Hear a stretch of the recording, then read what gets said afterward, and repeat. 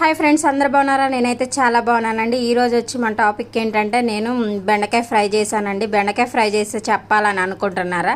కాదండి, బెండకాయ ఫ్రై చేశాను. ఇది మా చిన్న పాప ఫ్రై చేయి మమ్మీ అని అడిగింది ప్రత్యేకంగా. ఎందుకంటే మొన్న ఒకసారి ఇలా ఫ్రై చేసి పంపిస్తే వాళ్ళ ఫ్రెండ్స్ చాలా బాగుందన్నారంట.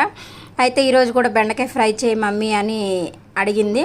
అయితే నేను చేశానండి. చాలా బాగా వచ్చింది. ఉట్టి బెండకాయ ఫ్రైతో తినలేం కదండి, అందుకని వామాకు రసం పెట్టానండి. ఈ వామ చెట్టు ఉంది ఇంట్లో, ఆకులు కట్ చేసేసి ఈ వామాకు రసం పెట్టాను.